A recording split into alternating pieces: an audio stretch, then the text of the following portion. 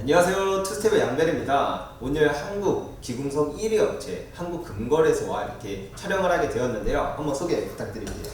예, 여러분 안녕하세요. 저는 한국금거래소 TV를 운영을 하고 있죠. 금알람 송종길 전무입니다.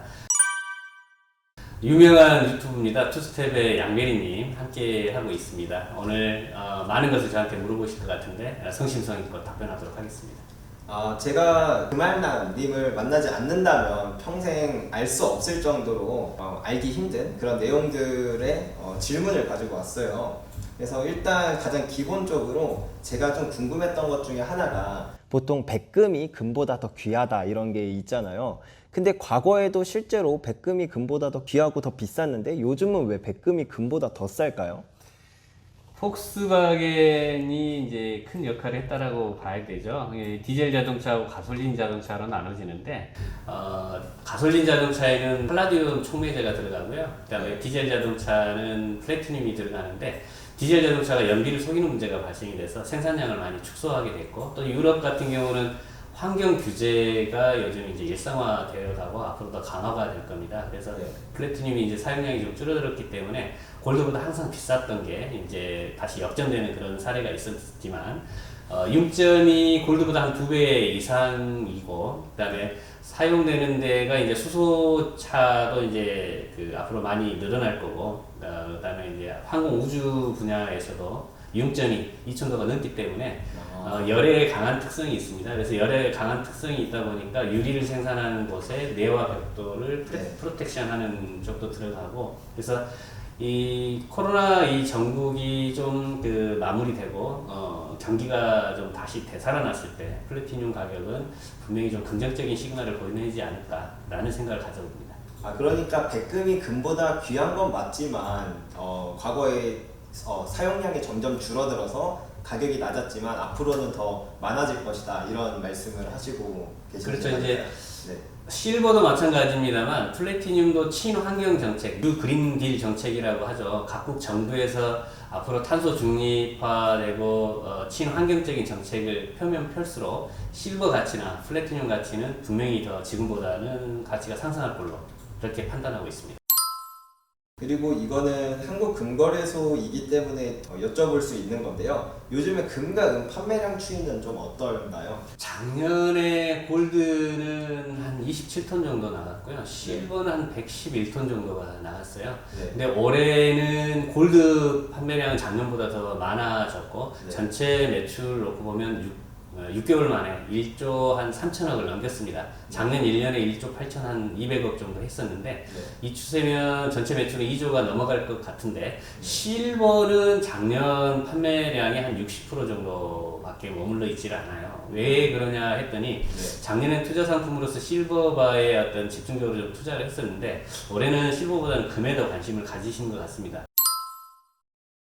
다만 누차에 이제 제 금알람 유튜브를 통해서 말씀을 드렸습니다만, 실물 투자의 순서를 정한다 그러면 저는 이제 플래티늄이나 실버, 골드 순이라고 이제 가끔 말씀을 드리거든요. 네. 근데 실버는 분명한 거는 리스크적인 거는 또 금보다는 더 높기도 합니다만, 반대적인 차익을 실현할 때는 또 금보다 월등히 높은 경우가 있기 때문에 좀 더 그런 부분을 가지고 투자를 고려해보는 것도 나쁘진 않을 것 같아요. 네. 그리고 이제 우리나라의 경우에는 금과 은에 투자를 할 때 실물로 사게 되면 뭐 부가세니 공인비니 이렇게 비용이 엄청 많이 발생하잖아요. 그럼에도 불구하고 실물을 추천드리는 이유가 따로 있을까요? 이제 실물은 아무래도 이제 전국의 금방 어디에나 가도 황금성, 그러니까 바로 현금화할 수 있는 특성이 있고, 뭐 천재지변, 전쟁이 났을 때도 몸에 지니고 있다가 우리나라뿐만 아니라 세계 각국에 가서도 이렇게 현금화할 수 있는 강점이 있지 않습니까?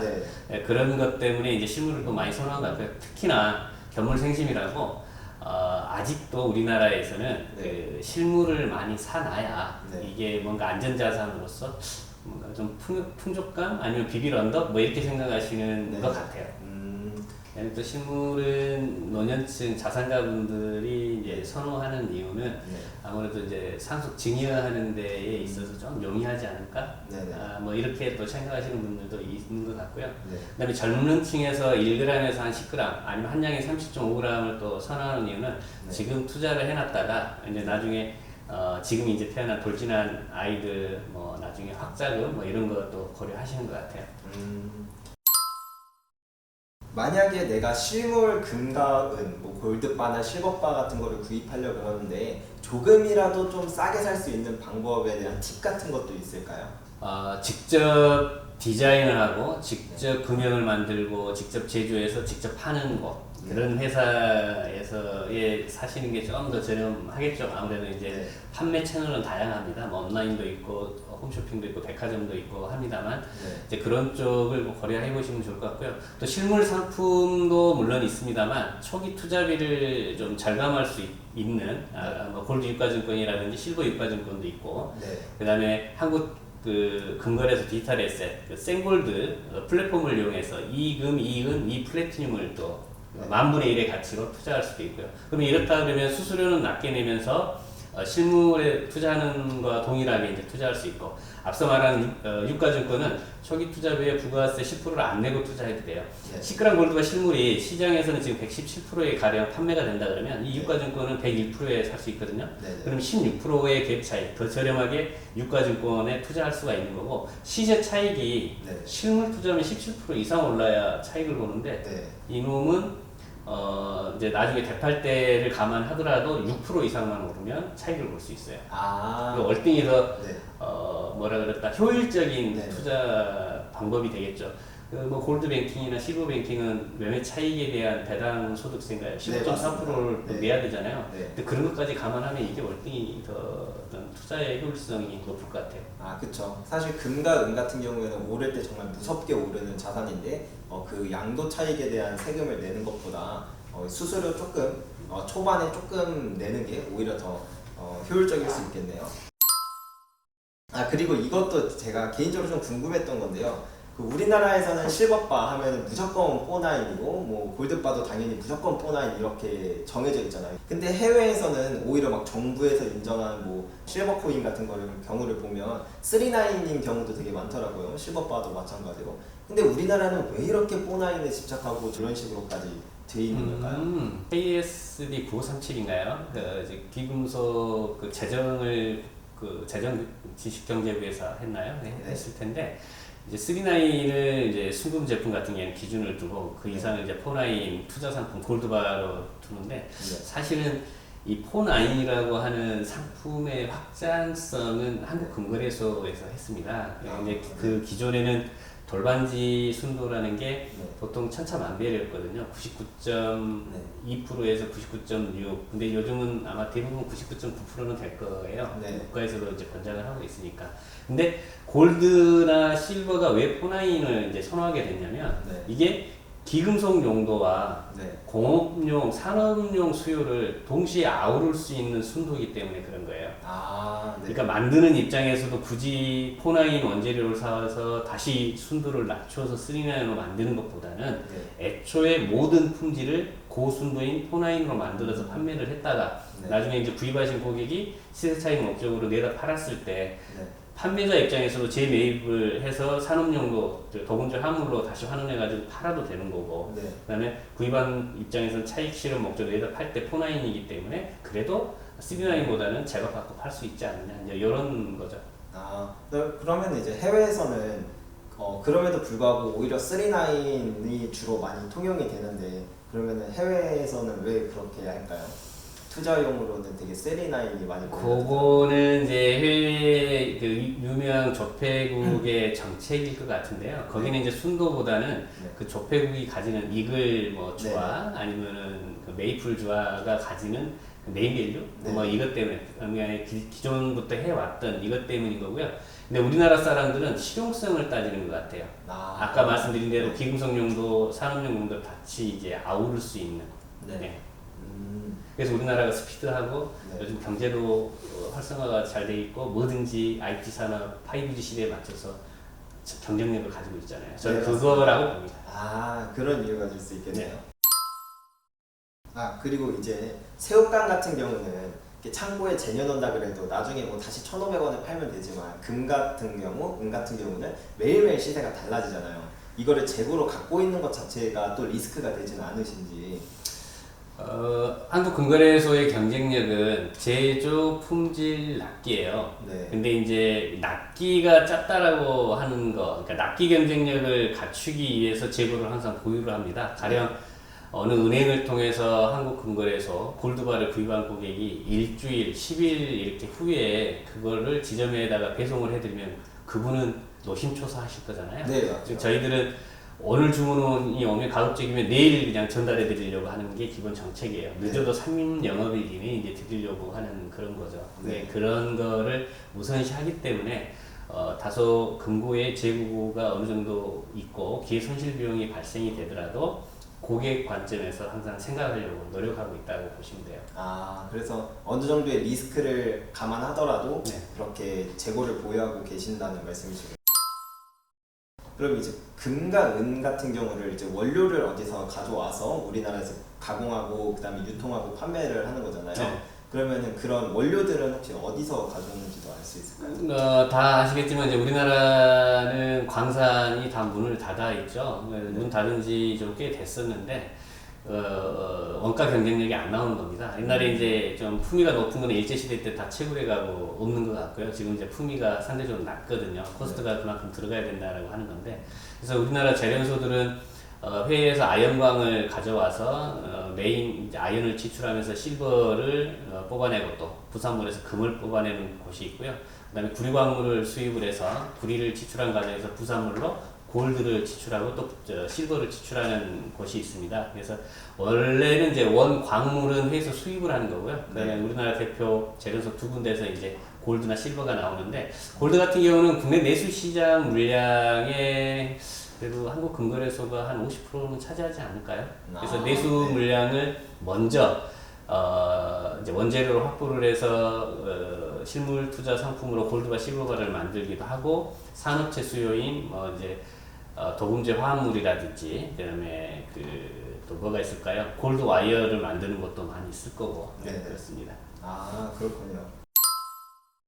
제가 투스텝 양배리님 유튜브도 가끔을 보는데요. 이제 저도 뭐 개인적으로 또 한국금거래소 TV를 유튜브를 운영을 하고 있고, 네. 많은 분들이 골드나 실버의 향후 전망에 대해서 궁금합니다. 그러니까 보통 길게 보잖아요. 골드나 네. 실버는 이제 안전자산이다 보니까 폭락을 하거나 폭등을 하는 사례는 없고, 이제 완만한 상승, 완만한 하락 이런 패턴을 보이는데, 네. 많은 분들의 질문 중에 왜 금값 오른다더니 금값이 뭐 이렇게 떨어졌어 이런 질문들도 네. 많이 하고, 그건 좀 당황스럽기도 한데, 네. 장기적으로는 어떻게 생각하세요, 전망이? 저는 되게 장기적인 관점에서 금과 은이 엄청난 상승 기대치가 있다라고 생각을 해요. 그 첫 번째 이유는 결국엔 모든 가격은 수요와 공급으로 알 수가 있잖아요. 그럼 수요적 측면으로 보면 앞으로 진짜 말씀하셨던 그런 그린 뉴딜 정책, 그리고 또 4차 산업혁명 이런 것들로 갈수록 금과 은에 대한 수요는 늘어날 수밖에 없게 되겠고, 그 다음에 만약에 공급적인 측면으로 가더라도 환경 규제가 그렇게 많이 일어나고, 그 다음에 지금도 계속 공급량이 줄고 있지만 그런 환경 규제 같은 것들을 통해서 뭐 금강 업체라던가 이런 데서는 오히려 더 채산성이 안 맞아서 뭐 폐업하는 것도 생길 수 있고, 그래서 공급도 공급의 측면에서도 많이 공급이 줄어들 수 있다라고 또 생각이 돼서, 그래서 앞으로의 전망도 되게 좋게 보고. 예, 뭐 우리 양배리님 생각이나 저의 생각은 일맥상통할 것 같고요. 거기서 이제 더 부연 말씀드리자면, 각국 중앙은행들의 금 매입량은 앞으로 더 늘어나지 않을까라는 생각을 가져보고요. 그다음에 그 매장량은 사실 한정이 되어 있어요. 그러니까 재생되는 금량 전체와 매장량 전체를 놓고는 예측되는 게 한 7만 7천 톤 정도로 전문가들은 보고 있거든요. 그러면 3천 톤으로 매년 사용됐던 금의 양이 4천 톤으로 늘어나고, 이걸 역산을 하면 몇 년 안 있다가 이제 금이 고갈된다라고 하는 부분인데, 17만 7천 톤 정도가 전 세계에 지금 통용되는 금에 노출된 양입니다. 이게 이제 재생이 돼서도 이제 사용되기 때문에 그 쇼테지가 나는 기간은 더 멀어질 수는 있습니다만, 금의 가치는 그래도 장기적으로는 더 올라갈 것이다 라고 하는 측면이고요. 실버 같은 경우는 매장량이 한 23만 6천 톤. 근데 태양광 쪽에 뭐 페이스트 만들어서 사용됐던 게 3,100톤에서 앞으로 5년간 뭐 6,200톤 정도 늘어난다라고 하고, 계속 또 실버량은 경기가 살아나면 더 늘어날 거예요. 그러면 23만 6천 톤인데 사용량은 또 금의 10배예요. 그러면 한 4만 톤 정도가 되는 거죠. 역산하면 금보다 더 빨리 쇼테지가 된다는 겁니다. 근데 또 이게 금보다는 가치가 70분의 1의 가치밖에 안 되기 때문에 사람들이 이걸 재생을 해서 또 다시 재활용하려고 하지 않아요. 버려지는 게 더 많다라고 하는 부분이 있고요. 그러면 어느 순간에 골드 가치보다 실버 가치 상승 규모를 놓고 보면 차익 실현 규모가 골드보다는 실버가 더 월등하게 높을 거라고 저는 생각이 들거든요. 그래서 지금이라도 실버에 투자하는 게 저는 맞다라고 봅니다. 네. 그래서 뭐든지 투자를 해놔야 차익을 보고 돈을 버는 거지 않습니까? 지금도 안 늦었습니다. 아직 그 뭔가 투자를 고려하신다라고 하시는 분들은 소량이라도 작은 금액 돈이라도 좀 더 뭐 다양한 방법, 다양한 채널을 통해서 투자해 보시는 것도 나쁘진 않을 것 같습니다. 그러면 오늘 이렇게 한국건거래소에 와서 이렇게 많은 질문들을 드려봤는데요. 너무나도 진짜 값진 답변이 되었던 것 같고 다음에 또 기회가 된다면 이렇게 촬영할 수 있었으면 좋겠습니다. 저도 이제 투스테님이 내일 모레 이제 30이시고 아직 이제 아주 어리신 건 아닌 것 같더라고요. 그다음에 이 분야에 대해서 해박한 지식이 있다라는 것을 오늘 인터뷰를 통해서 알게 됐습니다. 투스텝 양배리님 그 유튜브 많이 봐주시고요. 구독하기, 좋아요 꼭 눌러주시기 바랍니다. 자, 그럼 오늘 방송 이만 마칠까요? 네, 수고했어요. 감사합니다. 네, 감사합니다.